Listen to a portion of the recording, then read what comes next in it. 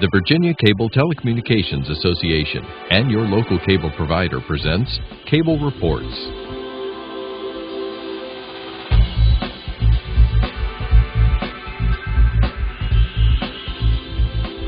Join us now as Cable Reports brings you up to date on current issues facing the Commonwealth through discussions with your local legislators and other policymakers from across Virginia.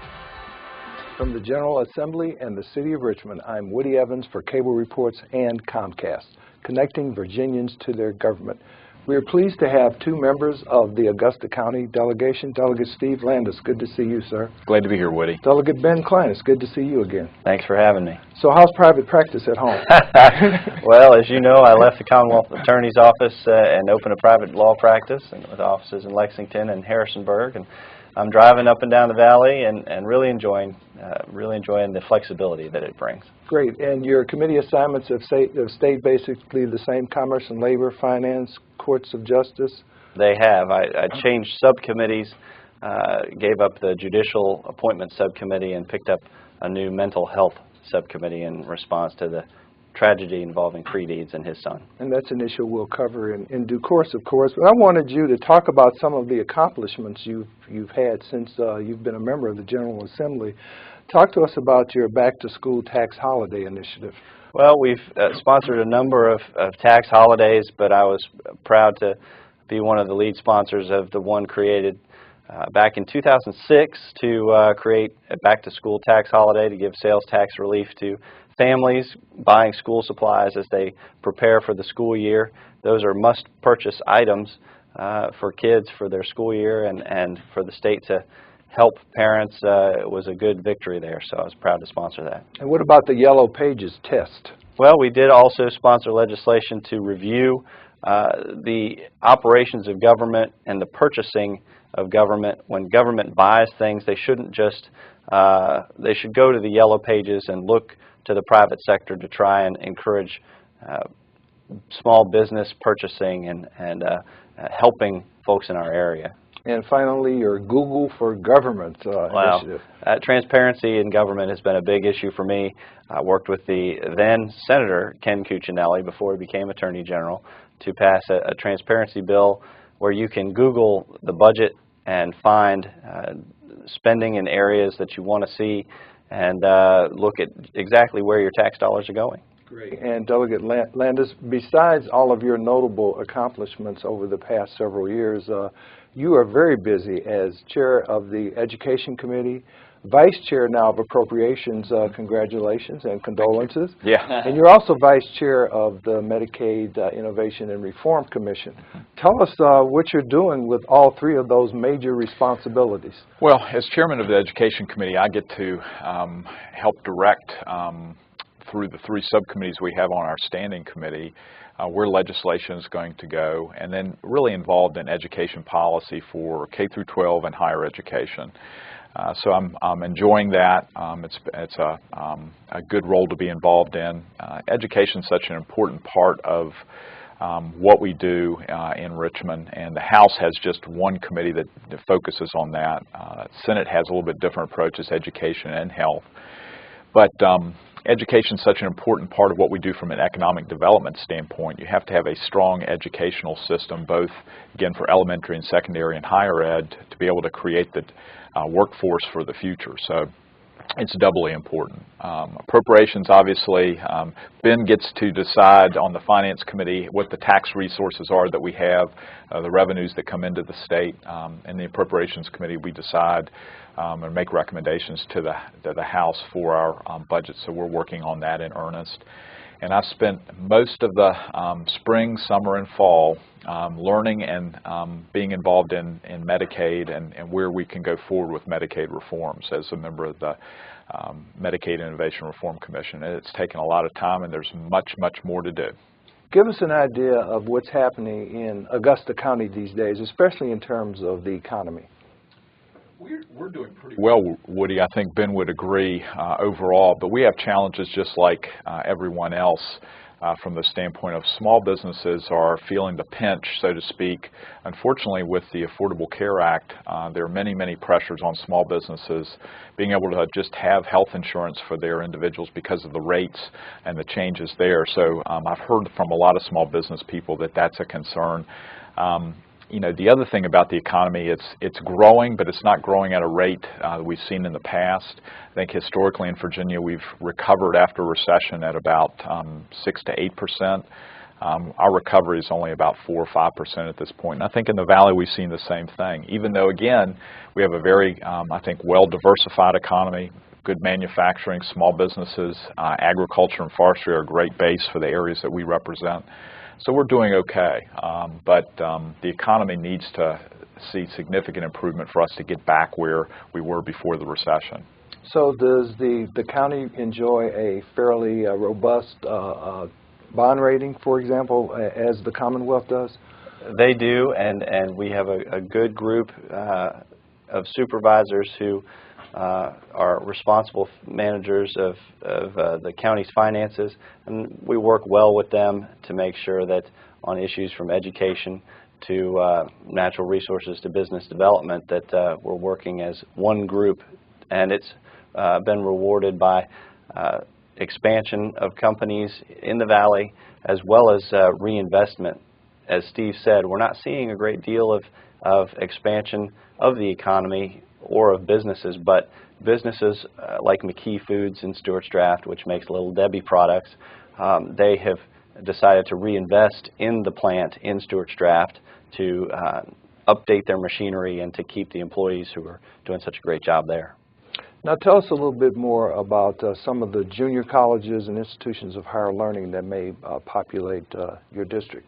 Well, higher education is a special love for me. I think I'm the only district in the state that has 4 four-year colleges in my district. Washington and Lee, VMI, Sweetbriar, and Southern Virginia University is the newest over in Buena Vista.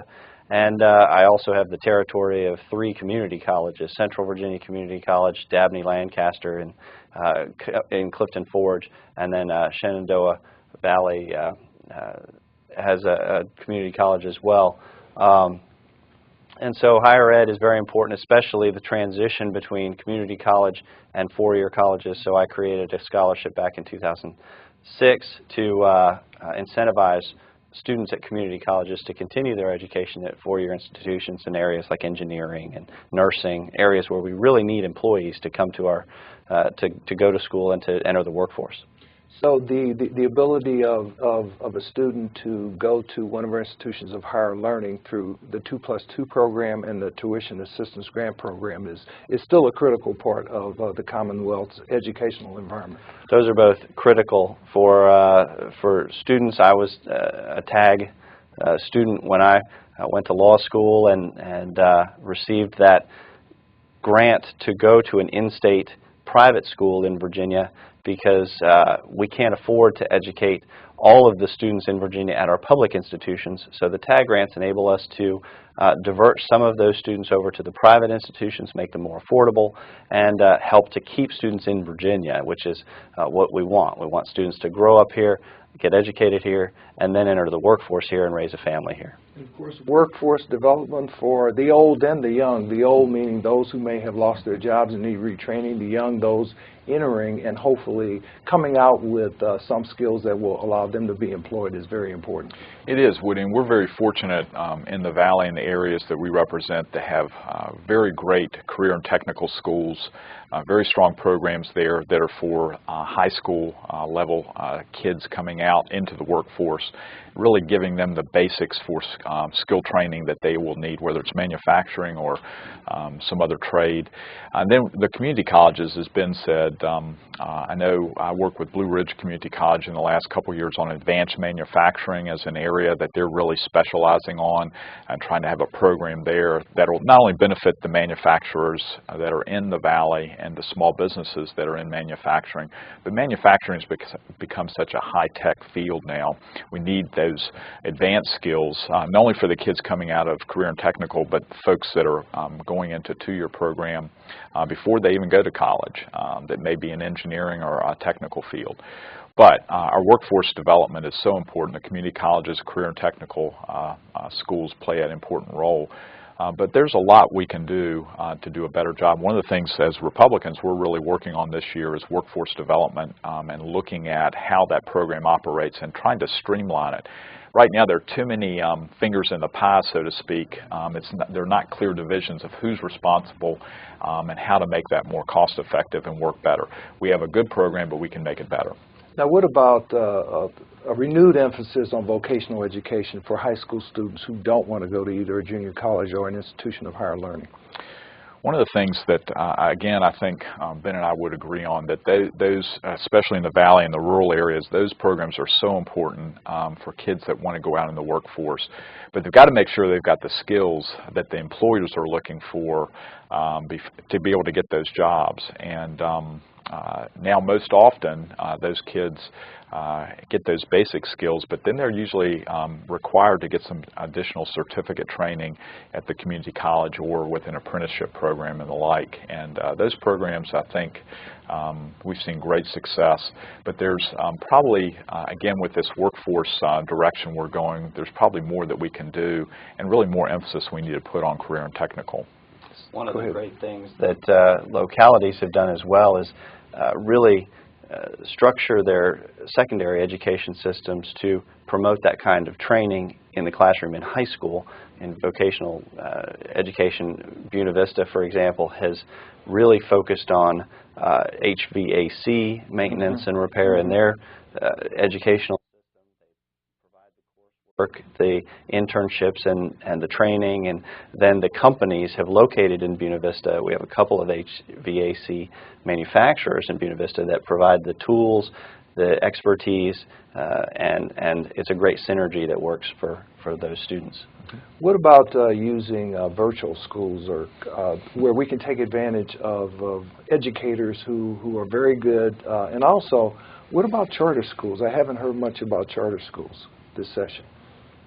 Well, virtual schools, actually our colleague Delegate Dickey Bell has been very involved in that and trying to move that program forward. The key is trying to come up with the access that kids can utilize that. I'm not sure we're quite at the point where someone could take their entire high school curriculum online, but we need to make sure there are courses that are offered that may be offered in one part of the state that another part of the state doesn't have access to a certain specialized program, whether it's an advanced placement class or just a course in career and technical education. So we're looking at that and trying to promote that and moving it forward. You've also got to make sure that from the technical standpoint that the areas have broadband access to be able to provide that, not only in schools, but if they're going to broadcast that, outside their school area as well. So we're working on that. It's a new area and it's taking us a little time to try to get that right, but I think we are seeing some progress and moving in that direction. Charter schools, we've tried to make improvements over the years and trying to make sure that that choice is there for educational systems across the state. And we've had some success in the last couple years, but there's probably more that we can do. We have some of the, I think some of us would agree, probably not as easy from the standpoint of other states to get into charter school programs and provide that choice. And we need to keep moving that ball down the court. Delegate Cline, I assume that you're hearing from parents, teachers, and maybe even some students about the need to reform the standards of learning. Absolutely, and Delegate Landis is leading the effort in his committee to consider legislation to look at our standards of learning and how many tests have been created over the years. I think students and parents would agree that too many tests are forcing our kids into studying to the tests instead of enjoying learning for what it is. And so removing some of those requirements from the earlier grades, letting them enjoy the learning process a little bit more, and then focusing in on the core reading, writing, arithmetic tests, I think is an important reform that we need to pursue. So rote memorization versus critical thinking is part of the balance. That is part of the balance. We've got to make sure through the standards that children are learning the content that they need to, and making sure that that we know and are able to measure that success. But as Ben said, we're looking at reducing the tests at an early grade levels, especially because there are just so many, and it puts additional pressure on those kids, and that's when we really need to make sure that they're reading at grade level, that they're comprehending, the basics, whether it's English or math or science. But we also need to measure, so we're going to have some assessments. We're also going to be looking long-term over the assessment models, as you mentioned, getting away from just fill in the blank, matching questions, and looking at more different types of assessments that may provide and promote more critical thinking. But again, that's going to be a longer-term goal. That's easier said than done, because a test is a test, and we still have to measure, and the testing mechanisms are pretty much unchanged since Ben and I were in high school or even middle school. Pop quiz for either one of you. Which member of the House of Delegates took an SOL or has taken an SOL? I know that one. Okay. I do not. I have my guesses. Go ahead. Delegate Yost. You're right. You're right. He reminds us of that. He's on the Education Committee. But I'm the only member that's been here since 1996 that's on the Education Committee that was here when the first year when the SOLs was implemented. Okay. Everybody else has changed on that It's a little committee. controversial back then. Yeah. Any pushback from local school districts about the ability to take over states that are now failing and the new grading, A to F? Well, both are controversial, and we've had the teachers and superintendents and school boards in recent days to talk about that. In addition to the SOL reform, which I think we're seeing a great deal of support for, there's also concern about two pieces of legislation which were passed in recent years. One is the A to F grading system, so that parents can know just immediately whether their school is leading the pack in Virginia or just average in terms of certification and accreditation. All too often I hear from parents who are confused by the accreditation system, whether you're accredited with warning, whether your school is fully accredited, what does that mean? And this A through F grading system is a simpler way to explain how the school is doing. There are some problems with it being that simple, and so we need to strike a balance between the grading system providing parents with that information, but still respecting the complexity of measuring our school's performance. A delay in A to F is necessary, you think? Well, in talking to the chief patron of legislation last year, Delegate Greason, we're going to be working on legislation that I'm carrying to delay the implementation at least for a year. One of the complications was, I think, the Board of Education, they put on 17 different criteria that schools had to follow to make the A through F system work. That was a little more complicated than it needed to be. The intent is to make it easy for parents to understand how well their schools are doing. And I mean, I think that's a laudable goal, and it's something we should really work towards. But I think Delegate Greason agreed that we probably need to look at over the year and try to see if we can work with the department to make that system a little simpler, easier to understand for the school systems and also for the parents. One more education issue before we move on to a different topic, but the cost of higher education has just gone up tremendously over the last 10 years. There's more student debt than ever in the Commonwealth and nationwide. How are we dealing with that? We've in the House have tried to mitigate that with incentives to try to provide our colleges and universities with additional funding based on the additional students that they would take to try to deal with the TJ21 legislation we had and the Governor McDonald's goal of 100,000 students by 2025 or 2022. And so we're continuing on that track. The difficulty is trying to balance that with making sure that there's access, but also that we mitigate tuition. So we've really tried to work on that the last couple years, and hopefully we'll do that this year. But as Ben mentioned earlier, the TAG grants are an important part of that because our universities can't handle every student with the population we've got and with the number of out-of-state students coming too. That in and of itself is another challenge because there's a balance there.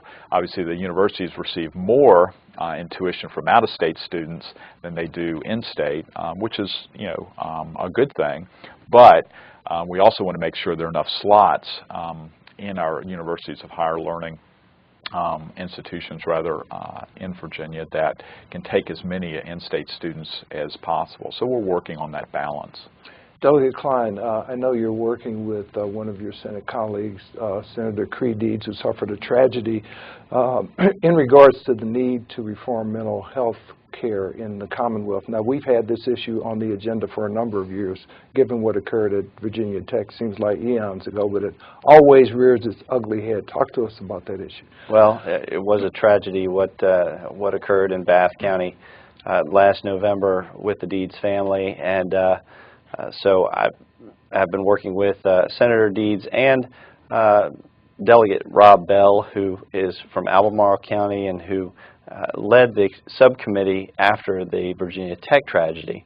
So working with him, learning a lot about what was addressed at that time regarding the emergency custody order process and the temporary detention order process, and then the mental health system itself, the number of beds, how many are available, how to track those beds so that when our community service boards need a bed, they can go online and find that bed quickly and don't have to spend a lot of time calling around from hospital to hospital to try and find that bed. So there are a number of solutions out there that we can make progress toward. There is no silver bullet. It's going to take money, as Delegate Landis knows, and so the governor did put some additional funds in his budget proposal. I don't know if it'll be enough, but it's definitely a step in the right direction. So this is a matter that will be before the Appropriations Committee, I take it, as well. It will be, Woody, and one of the things we've talked about, I know there are a number of us that are on the Health and Human Resources Subcommittee of Appropriations. We're going to be working closely with the folks on the Courts of Justice Committee, not only to make sure what the governor's put in the budget is sufficient, but also any of the initiatives coming out of the Courts of Justice Committee, that we can fund those and make sure that we're targeting the funds so it's most effective. And I know we all agree on that. There are a number of other bills that I'd like to get to before we get into the Medicaid discussion, but Internet child safety, I know you're involved in, ABC reform, for example, and also pets in relation to protective orders. So I'll let you start, Delegate. Well, I've been a domestic violence prosecutor, and so all too often we see women come in as victims who are reluctant to go forward with the protective order process because they're afraid of leaving their pet, or their children won't go with their mother because there's a pet in the home that's so valued by the children. My bill would allow the judge to specify on a protective order form that a pet that might be owned by the entire family can go with the victim and be awarded to the victim temporarily as part of the protective order process. So that's before courts of justice and gaining a lot of support. And then we also have a number of bills regarding internet safety for children, giving them the tools they need to resist predators who, by teaching them in their classroom how to identify and avoid sexual predators. And the Alcohol Beverage Control Board has been in the news, unfortunately, over the last few months. Some reforms necessary there? I think there are, and I think some of the legislation that Chairman Albo has, I think we're going to be looking at over the next year related to that in the General Laws Committee. One of the things I hope we'll do, I'm not sure we'll get a chance to do it this year with the workload that JLARC has, our Joint Legislative Audit Review Commission, is to look at law enforcement agencies within state government. Originally, the intent was the state police would be the chief law enforcement agency for state government, and we've allowed ABC and other agencies to really broaden their law enforcement authority beyond what the original intent was. So I think a study looking at all law enforcement agencies in state government longer term would be beneficial. That includes ABC. Medicaid Innovation and Reform Commission that you vice chair has been in existence since last year. It's chartered through, I think, 2016. The new governor recently said, give me the authority to make the decision to expand Medicaid. Where's the Reform Commission, and what is it studying in terms of alternatives, et cetera? Woody, the original language setting up the commission as part of the budget compromise during the last session set the commission up, and we had set out 3 phases that we want to look at related to reform. Some of those are like dual eligibles, or people that are in Medicaid and Medicare. There are other reforms that we wanted to look at for cost-effective measures. We're seeing some progress with what we call phase 1. We're now moving and looking at phase 2, and then we've got a phase 3. We've not completed any of those phases yet to even know that those reforms are working. We also want to consider additional reforms. One of the things that we had an initiative earlier this week was to look at an audit of Medicaid and our Medicaid program, the Department of Medical Assistance Services, through JLARC, and I think that's important. One of the things we learned over the past year is that it's a big program. Unfortunately, it's a broken program. It's growing on average 8% a year, and if it continues to do that with the existing population, you can imagine what the increased population would do to Virginia's budget. If we don't get reforms, it will consume other parts of the budget, including education we just talked about, higher education, public safety, and those areas. So we've got to get a handle on it now. But we are looking at those reforms closely, seeing if they're working, and then we're going to be proposing, again, this audit and some additional reforms as we go through this session. It is the responsibility of the legislature to appropriate dollars. The governor can't do that.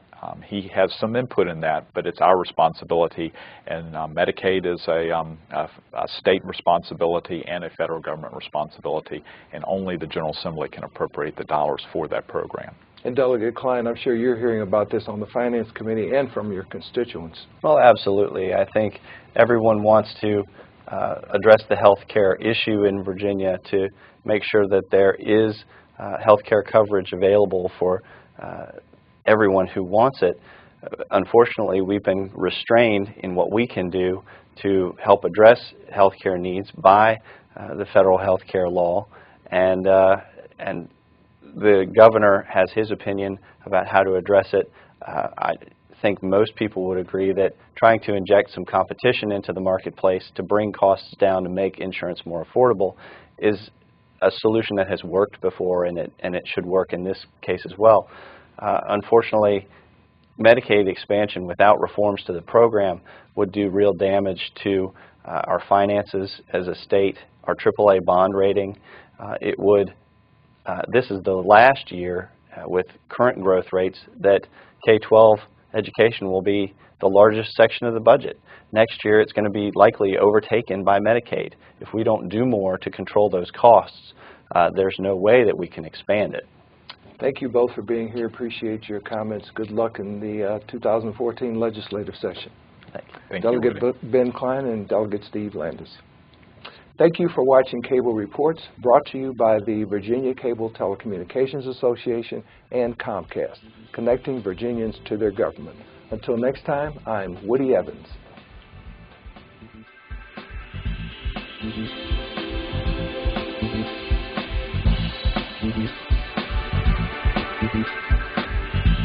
Mm-hmm.